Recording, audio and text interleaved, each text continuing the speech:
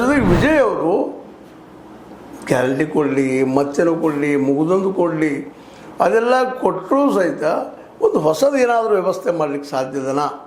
ಒಬ್ಬ ಸಿನಿಮಾ ನಟ ಇರೋದರಿಂದ ಭಾಳಷ್ಟು ರಾಜಕೀಯ ವಿಚಾರಗಳಾಗಿರ್ಬೋದು, ಸಾಮಾಜಿಕ ವಿಚಾರಗಳು ಆಗಿರ್ಬೋದು, ಓದ್ಕೊಂಡು ಕೆಲವೊಂದು ತಿಳ್ಕೊಂಡಿರ್ಬೋದು, ಎಲ್ಲ ಅನುಭವ ಬರ್ಬೇಕಂತೇನಿಲ್ಲ.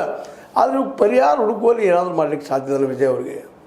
ಗ್ಯಾರಂಟಿ ಕೊಡೋದು, ನಾವು ಅಕ್ಕಿ ಕೊಡ್ತೀವಿ ರೀ, ಗೋಧಿ ಕೊಡ್ತೀವಿ, ಬಟ್ಟೆ ಕೊಡ್ತೀವಿ, ಮತ್ತೇನೋ ಕೊಡ್ತೀವಿ, ಬಸ್ ಫ್ರೀ ಮಾಡ್ತೀವಿ, ಇವುಗಳಿಂದ ಮುಂದಿನ ದಿನದಲ್ಲಿ ಇವು ಸಹಿತ ಯಶಸ್ವಿ ಆಗಲಿಕ್ಕಿಲ್ಲ ಅನ್ನುವಂಥದ್ದು ಮಾತು ಕಂಡು ಬರ್ತಾ ಇದೆ. ಮೇಲೆಲ್ಲ ಸ್ವತಂತ್ರವಾದ ಮೀಡಿಯಾಗೆ ಬೇಕಾಗಿರುವುದು ಸ್ವತಂತ್ರ ಧ್ವನಿ. ಆ ಸ್ವತಂತ್ರ ಧ್ವನಿ ಉಳಿಸಲು ನೀವು ಮಾಡಬೇಕಾದದ್ದು ಇಷ್ಟೇ. ಅದೇನಪ್ಪಾ ಅಂತಂತಂದ್ರೆ, ನಿಮ್ಮ ಕೈಲಾದಷ್ಟು ಸಹಾಯ ಈ ಚಾನಲ್ಗೆ ಮಾಡಿ ಹಾಗೂ ನಿಮ್ಮ ಧ್ವನಿಯನ್ನು ಕಾಪಾಡಿಕೊಳ್ಳಿ.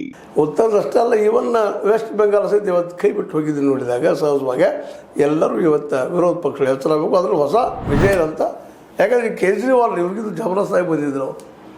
ಇಡೀ ದೇಶಕ್ಕೊಂದು ಹೊಸ ಮಾದರಿ ಕೊಡ್ತೀನಿ ಅಂತ ಬಂದಂಥವ್ರು, ಭ್ರಷ್ಟಾಚಾರ ಉಳಿಸ್ಕೊಂಡು ಭ್ರಷ್ಟಾಚಾರ ಮುಕ್ತ ಮಾಡ್ತಾನೆ ಅಂತ ಹೇಳಿದಂಥವ್ರು ಇವತ್ತು ಮೂರು ಗುಂಪಾಗಿದ್ದಾರೆ.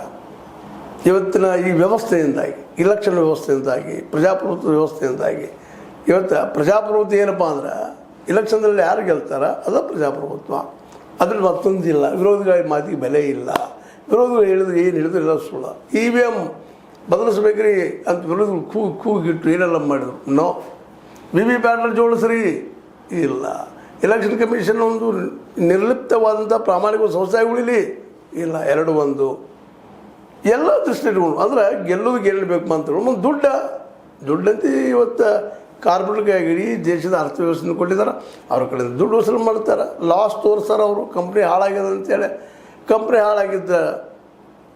ಹಾಳಾಗಿದ್ದಂತೆ ಅದು ತಮಗೆ ಅರ್ಧ ಪಾರ್ಟಿಗೆ ಆದ್ದರಿಂದ ಆಳ್ಕೆ ಮಾಡ್ತಾ ಹೊರಟಿದ್ದಾರೆ. ಇದನ್ನು ಮಾಡ್ತಾ ಹೊರಟ್ರೆ ವಿಜಯ್ ಆಗಿರ್ಬೋದು, ಇವತ್ತು ಕೇಜ್ರಿವಾಲ್ ತಪ್ಪಿದ್ದು ಅಲ್ಲೇ, ಅದೇ ಕಾಲಕ್ಕೆ ರಾಹುಲ್ ಗಾಂಧಿ ತಪ್ಪಿದ್ದು ಅಲ್ಲೇ, ಮಮತಾ ಬ್ಯಾನರ್ಜಿ ಅವರು ತಪ್ಪಿದ್ದು ಅಲ್ಲೇ, ಇವರೆಲ್ಲ ನಾಯಕರು ಇವತ್ತು ಶರದ್ ಪವಾರ್ ಆಗಿರ್ಬೋದು, ಅದೇ ಕಾಲಕ್ಕೆ ಠಾಕ್ರೆ ಅವರಾಗಿರ್ಬೋದು, ಸಿಂಧೆ ಅವರಾಗಿರ್ಬೋದು,